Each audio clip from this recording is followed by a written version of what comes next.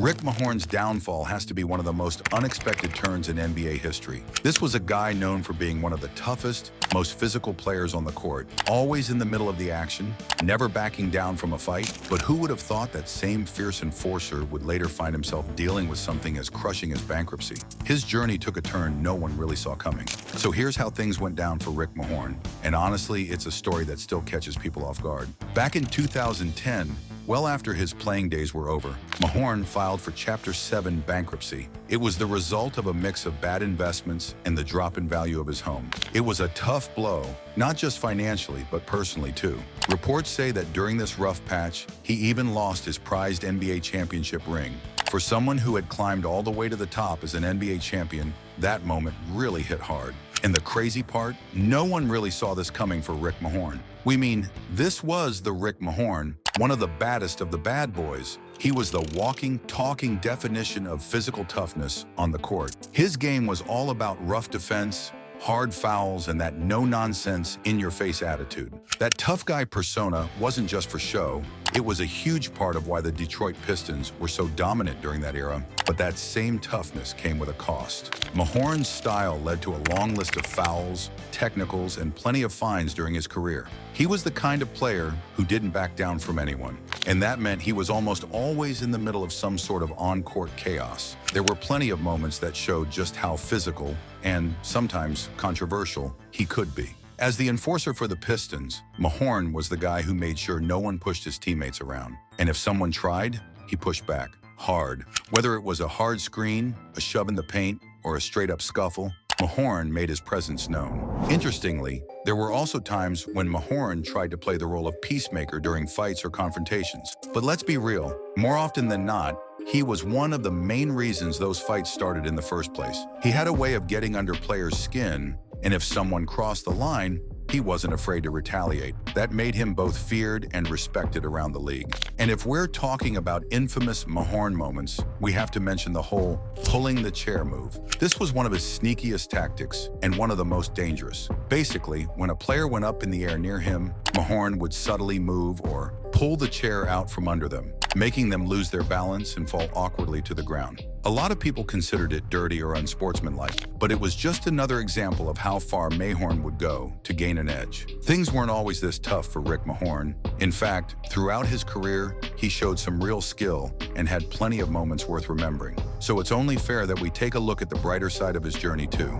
It all started in 1980 when Mahorn was drafted in the second round by the Washington Bullets. He wasn't a flashy scorer or a high-flying dunker, but right from the start, it was clear that Rick brought something different to the table: toughness. During his time with the Bullets, he teamed up with All-Star Jeff Ruland, and together they earned the nickname the Beef Brothers. And the name fit perfectly. These two were known for being tough and strong near the basket. They didn't just defend the area, they controlled it. If you tried to go in for a layup, chances are you'd run into a hard shoulder or get fouled before you even got close. But Mahorn's story really picked up speed when he got traded to the Detroit Pistons. At first, he wasn't thrilled about the move. In fact, he admitted years later that he showed up to Pistons training camp overweight and out of shape, not all that excited to be part of the team. But sometimes it takes the right voice at the right time to change someone's path. For Mahorn, that voice came from his teammate Bill Laimbeer. Laimbeer pulled him aside and told him what the Pistons needed from him: his toughness, his edge, his willingness to do the dirty work. Mahorn listened, and everything started to click. That's when he truly became part of something special: the infamous Bad Boys Pistons squad. With Mahorn on board, Detroit built a reputation as one of the roughest, most aggressive teams in NBA history.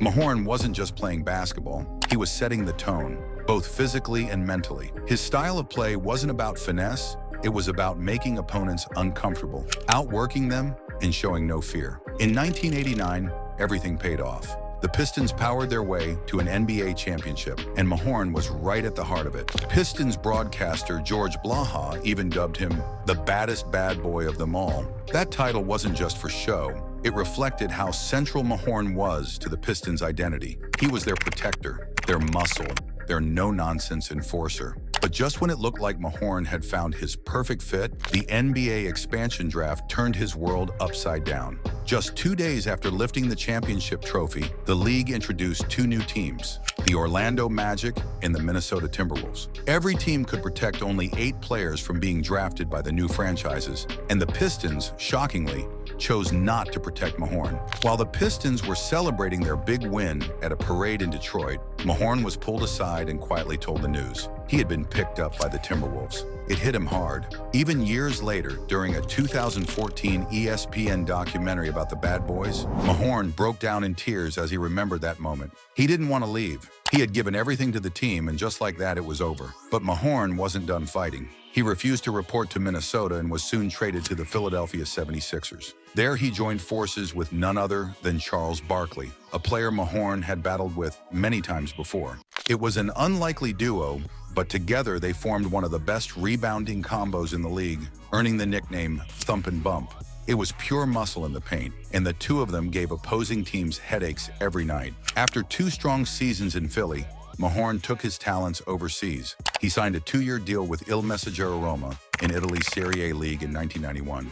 There he teamed up with future NBA star Dino Radja, and the pair helped the team win the 1992 FIBA Courage Cup. But Mahorn's fiery personality didn't stay in check for long. Early in the following season, he got into a heated argument with head coach Paolo Di Fonso and ended up throwing a chair, an act that got him kicked off the team. Not one to stay sidelined for long, Mahorn returned to the NBA in November 1992 and signed with the New Jersey Nets. He stayed with them for 4 seasons, providing his signature grit and leadership to a young, developing squad. Then in the 1996-97 season, he found his way back home, to the Pistons. It was a full-circle moment. Though older and a step slower, Mahorn still brought the same fire he always had. He played his final NBA season with the Philadelphia 76ers in 1999 before retiring for good.